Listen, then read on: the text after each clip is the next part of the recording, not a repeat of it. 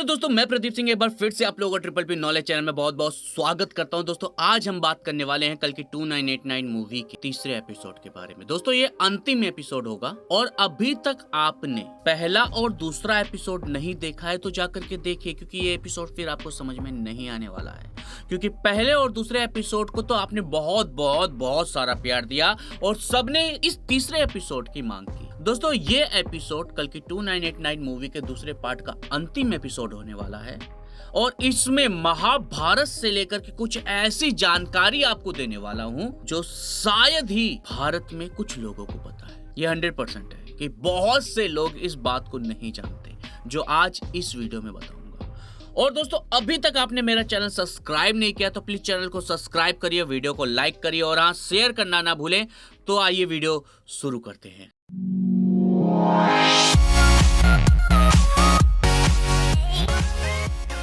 दोस्तों अभी तक आपने पिछले एपिसोड में सुना कि प्रभास को ये बात समझ में आ जाती है कि यास्किन विलन की टीम गलत है, इसलिए वो अश्वत्थामा की टीम में आ जाते हैं और अश्वत्थामा उनको याद दिलाना चाहते हैं कि वो महारथी कर्ण है, लेकिन वो दिला नहीं पाते हैं।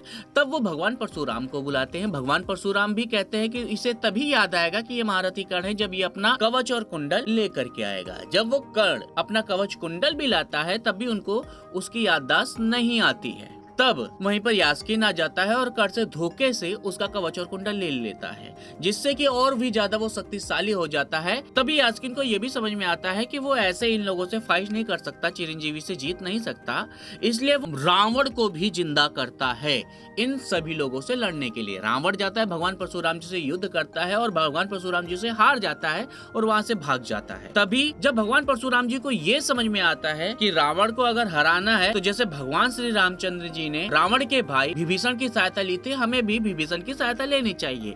और वो मंत्रों के उच्चारण से राजा विभीषण को बुलाते हैं। दोस्तों ये था पिछला एपिसोड। अब हम शुरू करते हैं इस एपिसोड की स्टोरी। दोस्तों इधर यास्किन की टीम बहुत ही ज्यादा परेशान होती है क्योंकि रावण भी हार करके चला आता है और माता सुमिति को नहीं ला पाता है। तो यास्किन के दिमाग में एक बात आती है कि भैया अब क्या करें। रावण भी हार गए और माता सुमिति को नहीं ला पाए तो भगवान परशुराम जी से माता सुमिति को कैसे लेके आए। यही सारी बातें सोच रहे होते हैं कि रावण तभी एक बात कहता है कि मैं छोटा मोटा राक्षस नहीं हूँ, सभी वेदों का ज्ञान रखने वाला, मुझे अब छल से काम लेना होगा। जिस प्रकार से मैंने माता सीता को छल से उनकी कुटिया से बाहर निकाला था और उनको लंका लेके आया था, उसी तरीके से माता सुमिति को भी लाना होगा। क्योंकि हम युद्ध करके तो भगवान परशुराम जी से, कर्ण से, अश्वत्थामा से नहीं जीत सकते और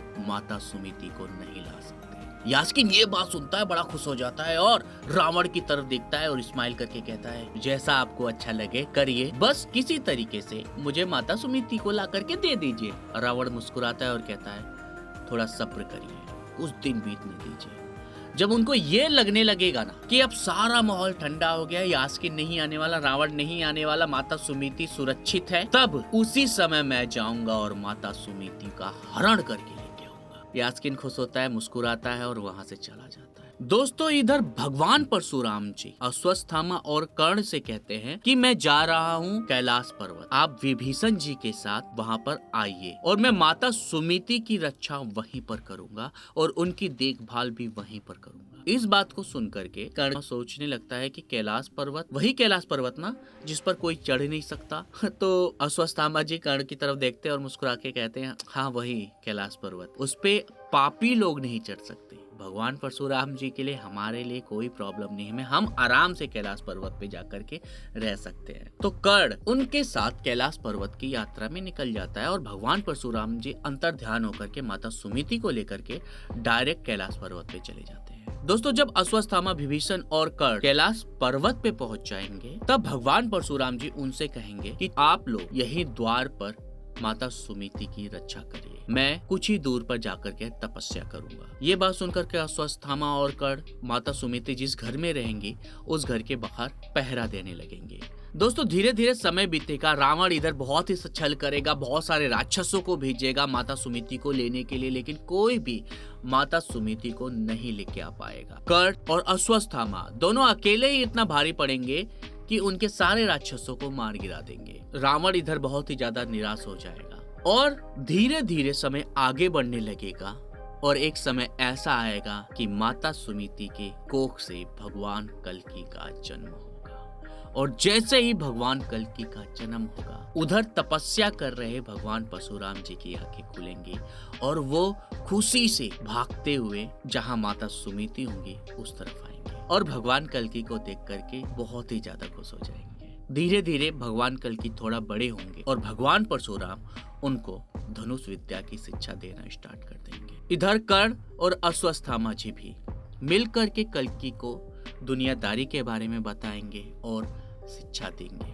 अब आएगा एक समय ऐसा कि भगवान परशुराम जी कहेंगे कि भगवान कल्कि को अब हमें वेदों का ज्ञान देना चाहिए। इसीलिए वो वेदों के ज्ञाता वेद व्यास जी को वहां बुलाएंगे। अब वेद व्यास जी वहां पर आएंगे और भगवान कल्कि को वेदों का ज्ञान देना शुरू करेंगे, क्योंकि वेद व्यास जी भी 7 चिरंजीवियों में से एक थे, इसलिए धरती पर वो भी मौजूद होंगे। अब 4 चिरंजीवी आ चुके हैं, अश्वत्थामा जी, परशुराम जी और वेद व्यास जी, विभीषण जी। ये 4 चिरंजीवी मिल चुके हैं। दोस्तों, वेद व्यास जी भगवान कल्कि को वेदों का ज्ञान दे रहे हैं, इधर परशुराम जी युद्ध कला धनुर्विद्या सिखा रहे हैं। और जब इन सभी चीजों में पारंगत हो जाएंगे भगवान कल्कि और थोड़ा सा और बड़े हो जाएंगे, लगभग 10-15 साल के हो जाएंगे, तो भगवान परशुराम जी कहेंगे कि अब आपको मल्ल युद्ध सीखना है, गधा युद्ध सीखना है। इसलिए मुझे भगवान हनुमान जी को बुलाना होगा। उनसे बेटर आपको कोई भी गधा युद्ध और मल्ल युद्ध नहीं सिखा सकता। और वो कुछ मंत्रों का उच्चारण करेंगे कि तभी वहां पर भगवान हनुमान जी की एंट्री होगी। महाबली हनुमान जी वहां पर आएंगे, भगवान परशुराम जी को प्रणाम करेंगे और कहेंगे, बोलिए ऋषिवर, आपने मुझे कैसे याद किया। तब भगवान परशुराम जी कहेंगे कि मैंने आपको बुलाया है आपके प्रभु श्री रामचंद्र जी से मिलने के लिए, उनके अंतिम अवतार भगवान कल्कि से मिलने के लिए। हनुमान जी सकपका जाएंगे, क्या बात कर रहे हैं भगवान परशुराम जी, कल्कि जन्म हो गया? उनके दिमाग में ये बात आएगी। और जैसे ही भगवान परशुराम जी हनुमान जी को भगवान कल्कि के पास लेकर के जाएंगे और हनुमान जी भगवान कल्कि को देखेंगे, वो हंसने लगेंगे। भगवान परशुराम जी उनको हंसता हुआ देखेंगे, क्या हुआ भैया, आप हंस क्यों रहे हो भगवान कल्कि को देख करके? आपको तो उनको प्रणाम करना चाहिए, उनके सामने झुकना चाहिए, आप तो भगवान रामचंद्र जी के सबसे बड़े भक्त हैं। तब भगवान हनुमान जी कहेंगे, मैं भक्त हूँ पर अंधा नहीं। ये जो बालक है जिसको आप शिक्षा दे रहे हैं, धनुर्विद्या सिखा डाले और माता सुमिति के पेट से जो जन्म लिया है, ये भगवान कल्कि नहीं है। अब सभी वहां पर अश्वत्थामा, कर्ण, विभीषण, जो वेद व्यास जी, सब सकपका जाएंगे कि भगवान हनुमान जी क्या बोल रहे हैं। तब हनुमान जी कहेंगे भगवान परशुराम जी से कि आपने उस समय भी भगवान रामचंद्र जी को नहीं पहचाना था जब भगवान रामचंद्र जी ने शिव धनुष तोड़ दिया था। आप गुस्से में गए थे भगवान रामचंद्र जी को मारने के लिए। आपको तो वहां पर धीरे धीरे समझ में आया था कि ये श्री हरि नारायण है। तो यहाँ कहाँ से समझ जाएंगे कलयुग में कि सामने राक्षस है या भगवान नारायण है। तब भगवान हनुमान चंद्र जी कहेंगे कि आप लोगों ने कैसे मान लिया कि कोई राक्षस प्रवृत्ति का व्यक्ति किसी साइंस प्रोजेक्ट से भगवान कल्कि को जन्म दे सकता है। वो इसका प्लान था कि इस प्रकार से वो कली पुरुष को जिंदा कर सकता है, और वो सब ये रिसर्च कली पुरुष को जिंदा करने के लिए कर रहा था, क्योंकि कली पुरुष समुद्र में रह करके अपने शरीर को प्राप्त नहीं कर पा रहा था। इसलिए मानव शरीर को लेने के लिए उसे किसी माँ के कोख से जन्म लेना था। इसीलिए ये साइंस प्रोजेक्ट यास्कीन चला रहा। उसको आप सभी लोगों ने मिलकर के भगवान कल्कि समझ लिया और यहाँ लेकर के आ गए कैलाश पर्वत पर, और आप सभी ने मिलकर के उसे धनुर्विद्या सिखा डाली, उसे वेदों का ज्ञान दे दिया, और अब मुझसे कह रहे हैं कि मैं इस राक्षस को मल्ल युद्ध सिखाऊं। दोस्तों, ये बात सुनकर के भगवान परशुराम, कर्ण, अश्वत्थामा, विभीषण हकपका जाते हैं कि उन्होंने कितनी बड़ी गलती कर दी है।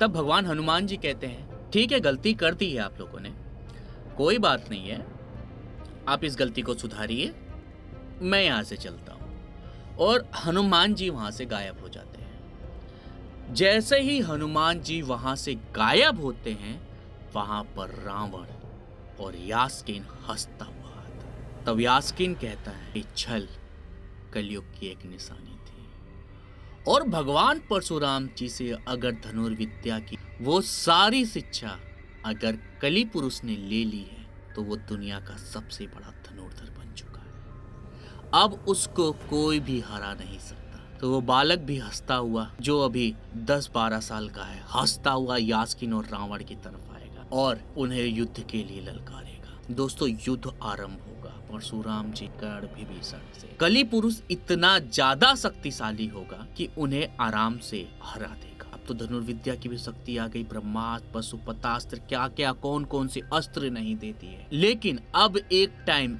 ऐसा आएगा कि अश्वत्थामा कर्ण को कहेंगे कि यही सही टाइम है कर्ण तुम्हें याद आने का कि तुम कितने ज्यादा शक्तिशाली हो, तुम ही इन्हें रोक सकते हो। और वो कर्ण को उसका विजय धनुष देंगे। दोस्तों, कर्ण के हाथ में विजय धनुष का आना होगा कि जैसे फर्स्ट पार्ट में कर्ण कितना ज्यादा शक्तिशाली होते हुए दिखाई दिया था, वैसे ही प्रभास के अंदर कर्ण की वो सारी शक्तियां आ जाएंगी और कर्ण को परमानेंटली याद आ जाएगा कि वो कर्ण है। और जैसे ही उसके हाथ में वो धनुष आएगा, उधर यास्किन जो कर्ण और कवच और कुंडल पहन करके बैठा होगा कर्ण का, वो भी अपने आप ही उड़ करके उसके शरीर से निकल के कर्ण के शरीर पे आके चिपक जाएगा।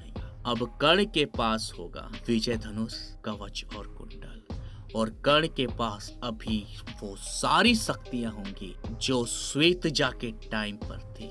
श्वेतजा कौन? दोस्तों, अब ये सोच रहे होगे भैया मैंने श्वेतजा किसका नाम ले लिया। दोस्तों, कर्ण का पुनर्जन्म जो था वो श्वेतजा था, जो ब्रह्मा के रक्त से पैदा हुआ था और उसने काल भैरव को भी पछाड़ दिया था।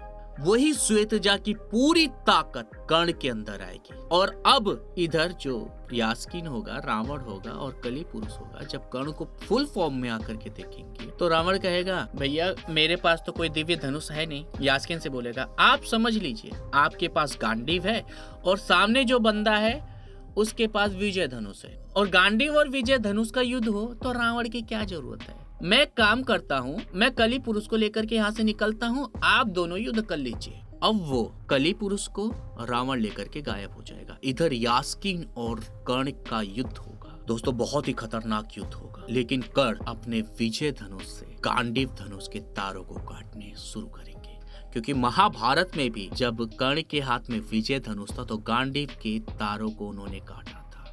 लेकिन अर्जुन इतने ज्यादा शक्तिशाली थे, धनुर्विद्या के इतने ज्यादा ज्ञाता थे कि कर्ण इधर गांडीव धनुष का तार काटता, अर्जुन उतने में ही तार दूसरा बांध लेते। लेकिन यास्किन के अंदर ये धनुर्विद्या का ज्ञान नहीं था कि वो तुरंत गांडीव के तारों को बांध सके, इसलिए यास्किन हारने लगा। और जब कर्ण ने अपना सबसे खतरनाक अस्त्र निकाला, जिसको हम कहते हैं भार्गवास्त्र, जिससे अर्जुन भी भागने लगे थे, जाकर के लास्ट 17वें दिन के युद्ध में कर्ण से छुपते फिर रहे थे, वही भार्गवास्त्र का प्रयोग किया और यास्किन को इस फिल्म में खत्म करेंगे। दोस्तों, यहीं पर एपिसोड 2 खत्म होगा। दोस्तों, कैसा लगा आपको वीडियो? दोस्तों, आज हमने सेकेंड पार्ट, जो कल की 2998 का सेकेंड पार्ट होगा, उसको खत्म कर दिया है। और अगर आपको थर्ड पार्ट चाहिए कि तीसरी फिल्म क्या होगी वो जानना है तो कमेंट बॉक्स में बताइएगा। और अभी तक आपने मेरा चैनल सब्सक्राइब नहीं किया तो प्लीज चैनल को सब्सक्राइब करिए, वीडियो को लाइक करिए और शेयर कर दीजिए। नेक्स्ट पार्ट आने वाला है एक रोस्ट, और एक ऐसे बंदे को रोस्ट करने वाला हूँ जो कर्ण को बहुत बुरा भला कह रहा है। मिलते हैं।